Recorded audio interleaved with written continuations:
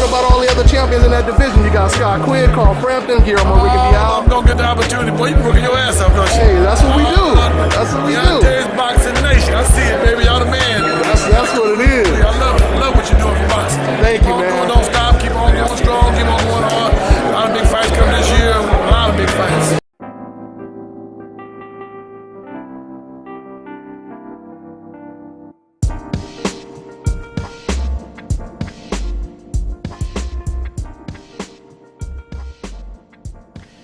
DONTAE'S Boxing Nation, what's going on, guys? So the alien Bernard Hopkins returns against another tough opponent while Bernard Hopkins is in his 50s. Unbelievable career that Bernard Hopkins had as a former middleweight champion, a middleweight champion who jumped up to the light heavyweight division and beat top-notch champions at the lightweight division. Matter of fact, he beat the best light heavyweight at the time, Antonio Tarver. An unbelievable career. And once again, to finish off your career by facing not just some tomato can, but facing a tough, young, strong lion that just came off of his biggest win, who knocked out the man who knocked out the man. If you guys don't understand what I mean, Joe Smith, he knocked out Fonfara after Fonfara had basically gained momentum, knocking out Julio Cesar Chavez Jr.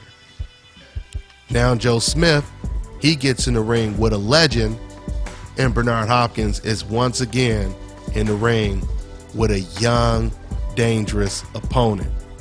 Unbelievable career when it comes to Bernard Hopkins. I mean, you know, a lot of people talk about him holding the record of defenses at the middleweight title, but it's not just the fact that he held the record. It's the opponents that he faced at the middleweight division and the light heavyweight division. I mean, names like the undefeated champion at the time, the middleweight champion at the time, Keith Holmes, which Bernard Hopkins unified the middleweight belts by defeating Keith Holmes. I go way back to when Bernard Hopkins fought the undefeated knockout artist Joe Lipsy. I remember watching this guy on Tuesday Night Fights. He was knocking out everyone. He was one of the most dangerous opponents that Bernard Hopkins had faced up until that time. Bernard Hopkins went in there and he knocked him out cold.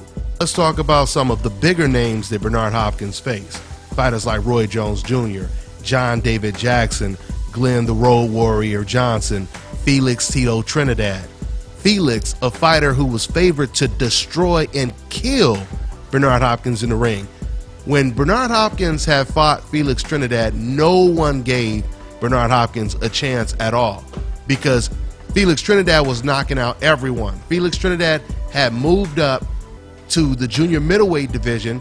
He knocked out the undefeated David Reed and the undefeated Fernando Vargas. Then he moved up to the middleweight division and knocked out the undefeated William Joppy. William Joppy, who was another beast at the time. Felix Trinidad, he knocked him out, just basically walked over him.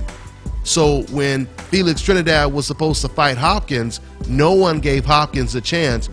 Everyone thought Bernard Hopkins was going to get knocked out by Felix Trinidad. And of course, it was Hopkins that completely dominated Trinidad. And that was his coming out party when he beat Tito Trinidad. So moving on, you have other fighters like Antonio Magic Man Tarver, who we all know the man is known for knocking out Roy Jones Jr. Bernard Hopkins, he jumps up from the middleweight division to the light heavyweight division and beats Antonio Tarver.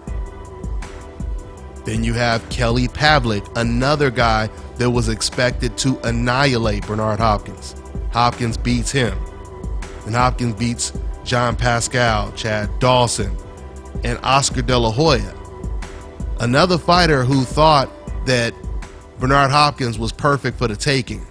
Matter of fact, Oscar De La Hoya, he took that fight right after Bernard Hopkins was heavily criticized by people like Larry Merchant because Hopkins was in the ring with some Middle Eastern fighter. I forget the guy's name, but it was one of those mandatories.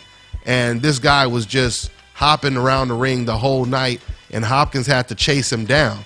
Now, and it's crazy because usually when a fighter just moves all night, they blame it on the fighter. They blame it on the guy who's moving around the ring, right? And they say, you know, that guy, he just ran, and et cetera, et cetera. But of course, because Bernard Hopkins is on a coincidental list, he got blamed for fighting a guy that was constantly moving and he had to chase.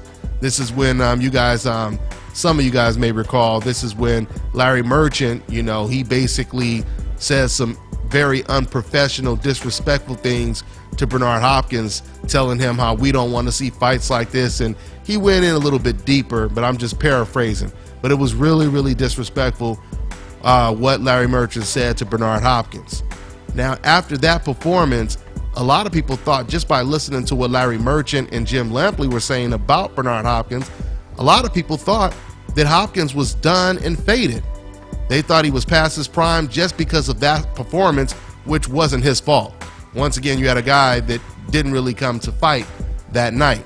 So this is when Oscar De La Hoya, he said, you know what, I'll fight this guy, because Bernard Hopkins, he had been calling out De La Hoya for quite some time, and Oscar De La Hoya, he had always ignored Bernard Hopkins challenging him.